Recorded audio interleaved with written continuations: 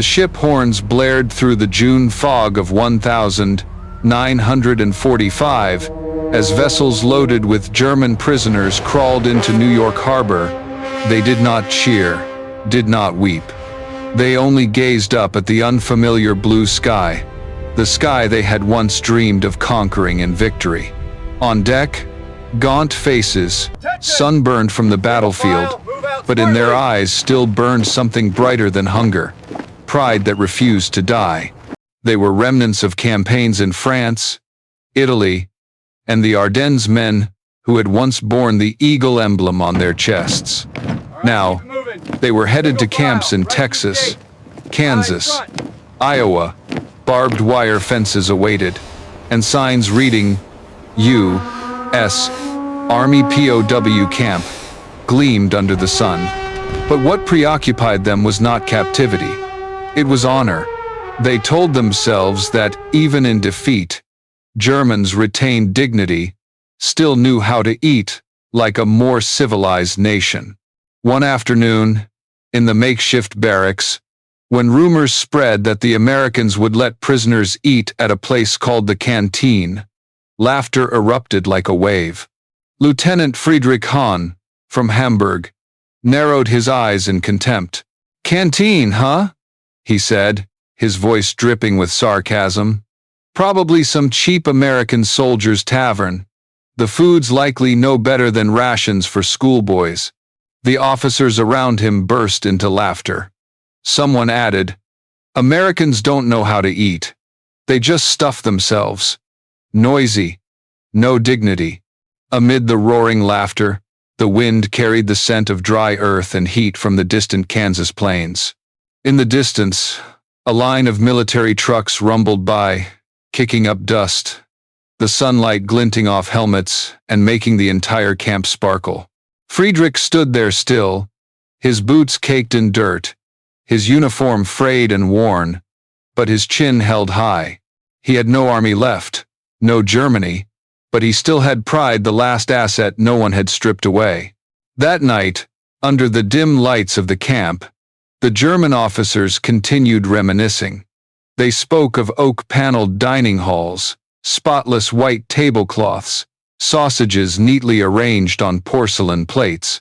They recounted the proper way to pour wine, lifting forks only after superiors had touched knife to plate. It was not just about eating. It was a ritual, a symbol of order and power they believed America, the noisy, chaotic land, could never comprehend. A young private, Karl Brenner, sneered, "I bet they'll give us thin soup with tin spoons. Maybe dry bread. Americans, they call that democracy." The barrack erupted in laughter. That laughter echoed into the night, as if to mask the gnawing hunger. In reality, the camp rations were harsher than they imagined. Hard bread, watery stew, sometimes a few potatoes. But Friedrich and his comrades saw it as temporary, for to them, deprivation could never crush pride. They believed that if anything preserved humanity, it was table etiquette. Even slurping thin soup, they sat straight-backed, dabbing lips before spooning. They were Germans. And Germans, as they said, ate with honor. The next morning, rumors spread quickly. At noon, prisoners would be marched to the canteen. Many scoffed. Some spat quietly on the ground. Friedrich gazed toward the fence, murmuring, "We'll see what their American culture looks like." Over the Kansas sky, the sun climbed high, blazing and indifferent. Squads of guards appeared, signaling prisoners to form up. The line stretched long, footsteps heavy, boots grinding on gravel. They passed white-painted barracks, American flags fluttering in the breeze. Karl whispered softly, "Wait and see. It's probably a big trough. One pot for all. They'll make us eat like animals." Friedrich did not reply. He only gripped his cap strap tighter. His stomach growled with hunger, but his eyes remained cold. The metal doors of the mess hall emerged at the end of the dusty road. From afar, Only electric lights flickered, reflecting off stainless steel. No one spoke further. Footsteps merged into one, steady and dry. An elderly officer from Bavaria murmured, "Remember, whatever they serve, we are still German officers. Maintain posture." The canteen doors swung open, and the group froze. White light flooded out like a wave. Not the stench of rot or greasy smoke, but the aroma of stewed meat, corn, bread, and hot coffee. They saw gleaming rows of tables, shining steel trays under lamps, massive pans of steaming meat. Friedrich's mouth fell open, his hand clenching involuntarily. Karl swallowed hard. No one spoke. They did not understand. They did not believe. For the sight before them was no humiliation, but an overwhelming truth. Abundance beyond the imagination of those who had lived in scarcity. The guard's voice barked, gruff but calm. "Move forward. Get your tray." And like a silent river, those who had once mocked the American canteen began advancing, step by step. Dear audience, grab a glass of water. Take a moment to relax. And keep listening to the story. The twists are still to come. And please drop a comment below letting me know where you're watching from and what time it is for you. It's always a joy to see who's joining us from around the world. Drop a 1 in the comments if you find this story gripping, so we can keep bringing you more captivating tales. The air in that canteen lingered in Friedrich Hahn's mind all that afternoon. The smell of beef stew and cornbread seemed to cling to his clothes, swirling in his thoughts, as if trying to pierce the thick armor of arrogance he still wore. But back in camp, as the sun withdrew from the barbed wire fences, the officers gathered again, continuing their tales as if needing to prove they were still Germans, that their way of life remained noble, even as the world crumbled around them.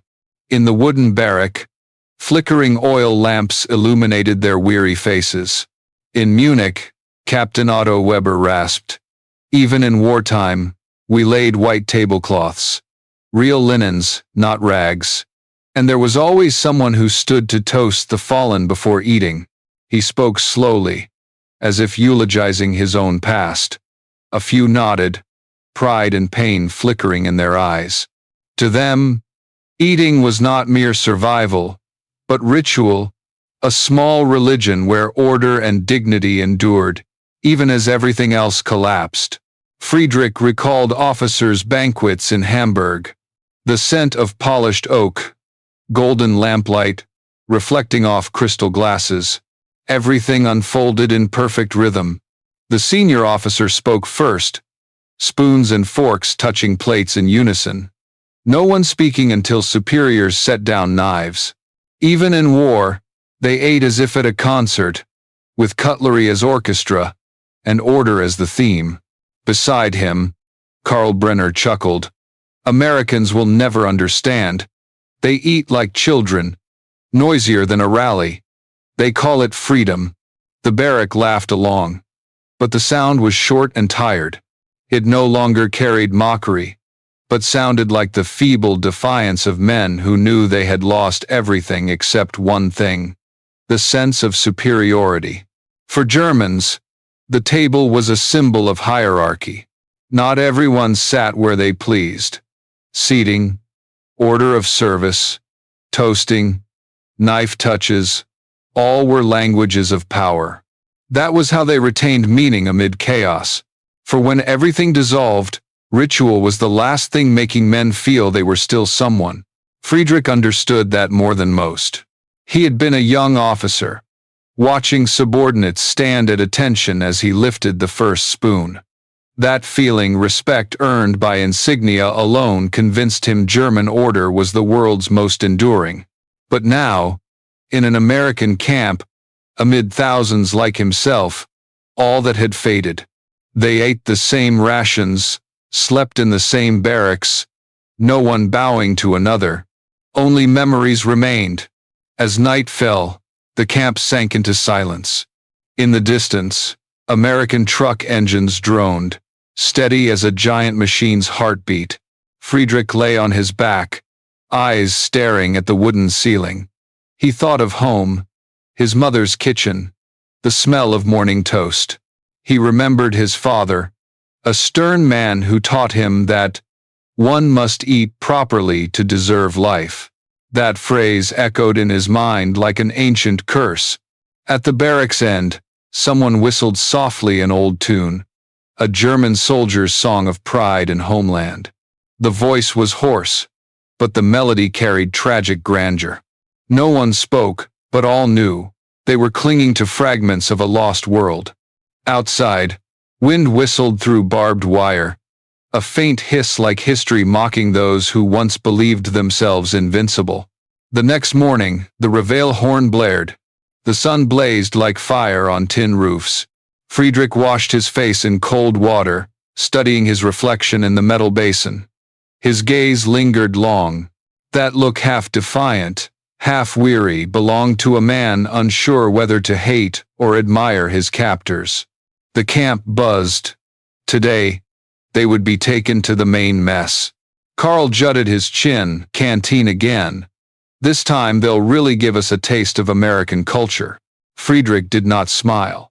He looked around at hundreds of Germans in formation, faces once soldiers, now mere prisoners. All adjusted collars, stood straight. They wanted to believe they were still officers, if only in stance. They marched, in rows, through the wooden gate. No one spoke, no one laughed. Only the steady clack of hobnailed boots on gravel, like the drumbeat of a ritual about to begin. A ritual none of them knew would shatter their entire ideology in mere hours. The camp horn blared at noon, dry and echoing in the sun. Thousands of German prisoners filed out of wooden barracks, lining up along the white gravel path. The stifling air hung heavy, dust rising around heavy boots, forming a hazy veil over cracked earth. American flags snapped in the distance, red and glaring, a silent reminder of who had won. Friedrich Hahn marched in line, cap pulled low, eyes cold. He was no hungrier than usual, but his gut twisted with a sense of compression, not from guards, but from the curiosity he tried to deny. Karl Brenner muttered, "This time they'll feed us like animals. One pot, one spoon. No different from a cattle trough." No. Friedrich did not answer. He stared ahead, as if to prove he would not yield to any American farce. The mess hall doors appeared at road's end, a block of steel and glass, gleaming amid dust. Atop the roof, smoke rose, mingling with heat, emitting an unfamiliar scent. Sweet, rich, warm. A smell those men had not inhaled in months. A few prisoners swallowed quietly. Others cleared throats, feigning indifference. But in the air, an invisible thread began to fray between pride and instinct. The American guard at the door bellowed, "Keep the line moving." His voice was hoarse and curt, not threatening, but like a worker keeping an assembly line smooth. As the first group entered, the noise halted abruptly. Then, absolute silence. No one was prepared for what awaited. Before them stretched a brightly lit hall under fluorescent lights, spotless as a lab. On walls, military clocks ticked. Along sides, long rows of gleaming steel tables. Chairs neatly aligned, tabletops so polished they mirrored stunned faces. Steam rose thick from massive trays. Beef stew, mashed potatoes, green beans, carrots, cornbread, even cakes topped with white frosting in rows. At the end, milk and hot coffee poured endlessly from stainless spigots. Friedrich froze. For a moment, he thought he dreamed. It was all too bright, too orderly, too abundant. The lights reflecting off steel stung his eyes. Butter mingled with sugar scents quickened his heart irrationally. A private whispered, "My God, all this, for us?" The American guard nodded, pointing to trays, signaling, "Take your tray." No mockery. No scolding. Just indifferent speech, ordinary to the point of pain. Karl Brenner stood beside Friedrich, face rigid. They do this to humiliate us," he murmured. "They want us to feel like beggars in their prison." Friedrich did not reply. He only looked around, and for an instant, he was unsure where he was, in a prison camp, or a paradoxical dream of plenty. The American soldiers behind the counter showed no triumph. They worked carefully, swiftly, steadily, as if feeding thousands was routine. One of them, a black cook, ladled potatoes onto trays with calm precision. Lights shone on his sweat-glistened face, gleaming like bronze. To Friedrich, the moment was eerily strange. A man his ideology deemed inferior, now serving him with quiet respect. He dared not look directly, but as the cook gently placed the tray in his hands, Friedrich felt something crack inside like glass under sun. They moved along the gleaming steel rail, trays clinking against it in steady rhythm. No shouts, no rations issued, just orderly lines, smooth flow. Each man holding his own tray, pushing forward himself. German soldiers, lifelong under orders, now exchanged bewildered glances. No one commanded, no one ordered. Only choice, a tiny thing, but staggeringly alien. They did not grasp it fully yet. But in that moment, silence spread like an admission. An empire that believed itself atop the world now wandered lost under white lights of an American canteen where freedom manifested in beef, potatoes, and the right to choose. Friedrich eyed the food before him.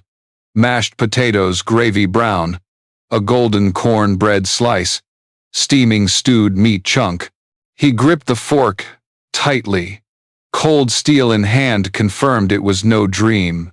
He was about to eat not for survival, but to comprehend what guns never taught. True power might look like mercy. The clinking rang like an invisible machine's heartbeat. Steel trays glided over polished rails, reflecting fluorescent lights like thousands of tiny metal waves. Each German prisoner's step was slow, heavy, confused yet stubborn. No one knew what to do. No orders, no preset rations, only choice. An American guard at line's head gestured lightly. "Pick what you want." The voice so ordinary it felt out of place in the camp's closed air. Friedrich Hahn glanced around, skeptical. "Pick what you want." The words echoed in his head, repeating like language from another planet. In the German army, choice did not exist. One was fed and must eat. Orders were law. Now, in this American mess, he, a prisoner, could choose himself. A moment stretched like an era. The first man nudged his tray forward, then paused, looking about. The next advanced, hand trembling slightly. Then the line stirred, slow, cautious, as if crossing worlds. They eyed overflowing trays before them. Beef stew, mashed potatoes, cornbread, green beans, gravy, peanut butter, coffee, milk. "We get to choose?" a prisoner whispered, almost fearfully. The guard merely nodded, silent. Calloused hands, scarred by rifles, now clumsily scooped potatoes. Some took little, others lingered long before dessert trays like traps. Karl Brenner hesitated, eyeing Friedrich. "What if we take too much? Will they punish?" Friedrich shook his head, though unsure himself. He only pushed his tray, added a spoonful of stew, then stopped. Aromas assaulted nostrils, a mix of embarrassment and craving. The room seemed to slow. Trays bumped lightly. Spoon scrapes, steam hisses, and amid all, awkward silence of men, relearning freedom through life's simplest act, choosing food. When Friedrich sat at table, tray steaming before him, blurring vision, he took fork, unbidden, no superior, no ritual. He lifted the first bite to mouth. Flavor spread on tongue, salty, rich, savory. Simple, honest taste, unpretentious. He chewed slowly, each bite shedding old memories. He had once mocked this childlike eating, but now he could not stop. Beside, Carl had devoured half his tray, eyes gleaming disbelievingly. Good Lord, this is peanut butter? He dipped bread, tasted. Sticky sweetness at tongue tip, wrinkled his face, then drew a giggle, his first real smile since capture. Others glanced, nodded faintly, and began eating. No more sneers. No talk of German ritual. 10 minutes later, lines reformed. No tension, no hesitation.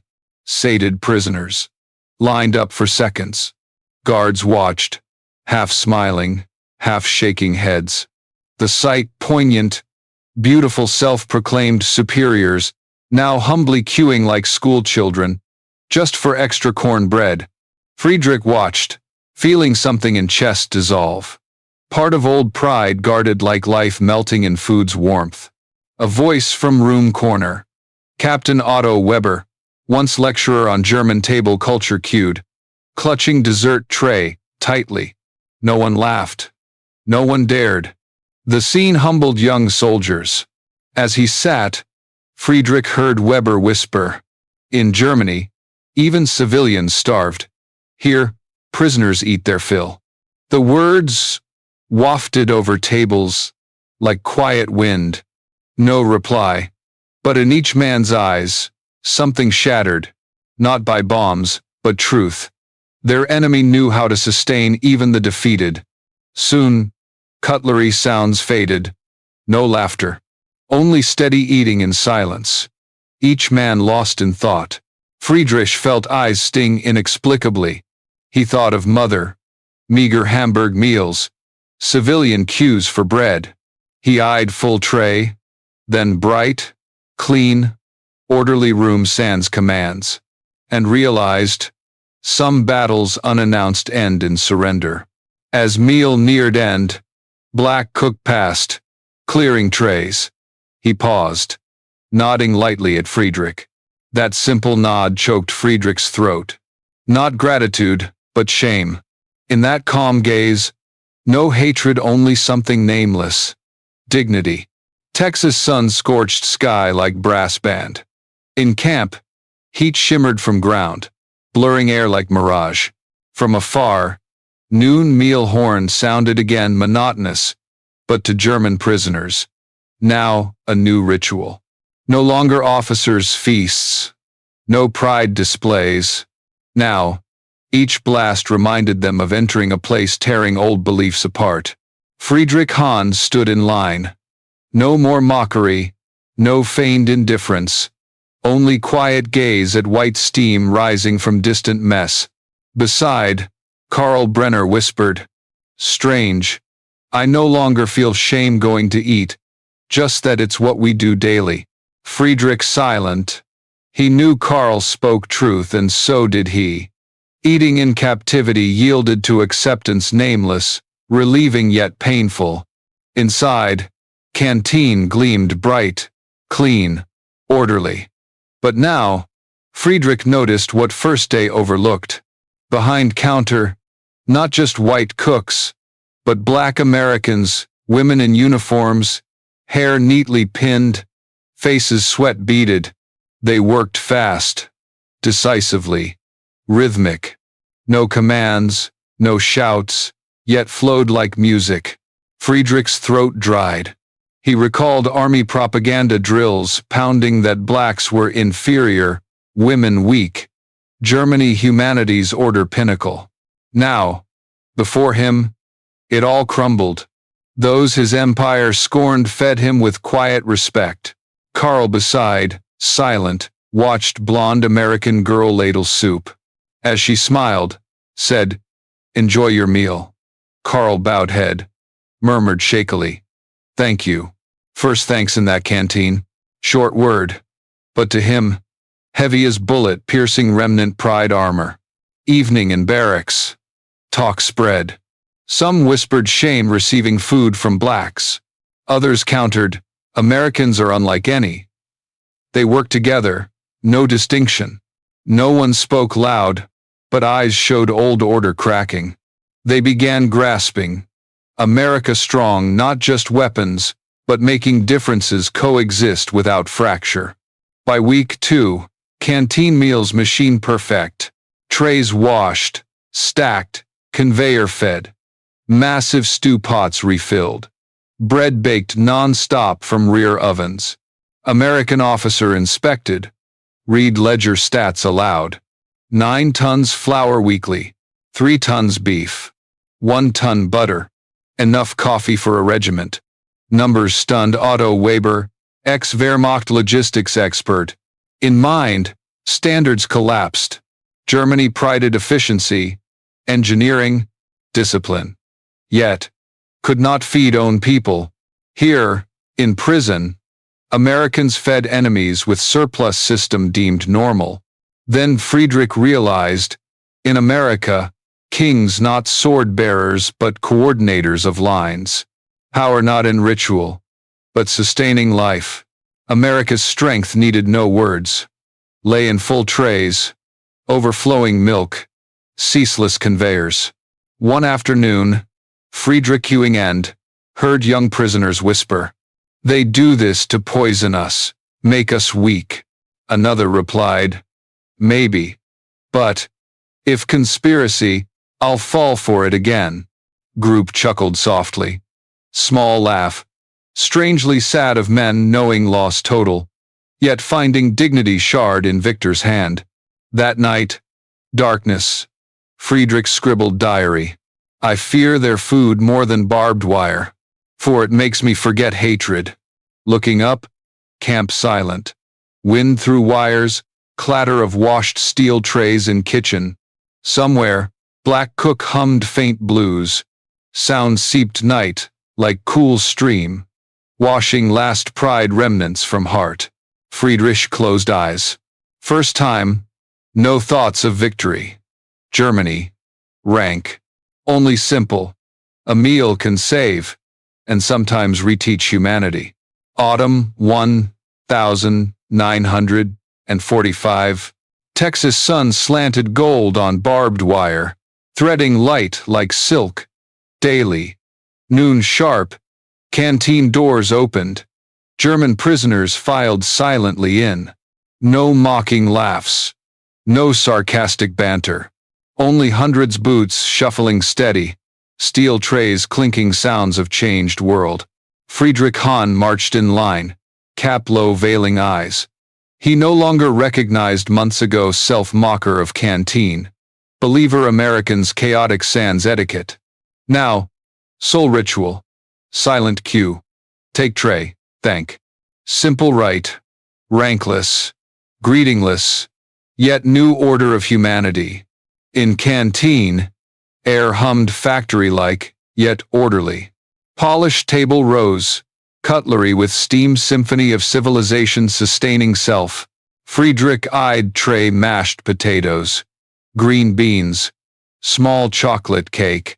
Ate slowly, almost reverent, each bite reminding old world ended. Room corner. Captain Otto Weber, ex-German table culture expounder, sat alone. Quiet. Lifted tray. Like relic.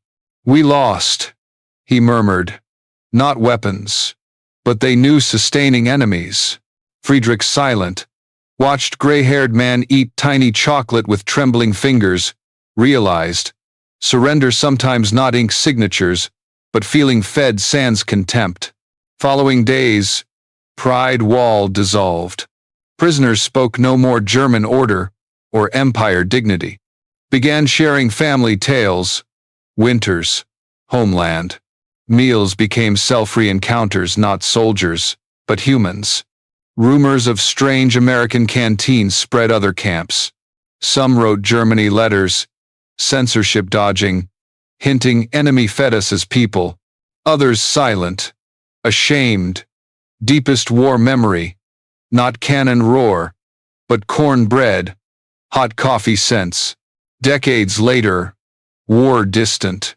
Those men returned, silver-haired, teacups in small Cologne, Bremen parlors, grandchildren querying battlefields.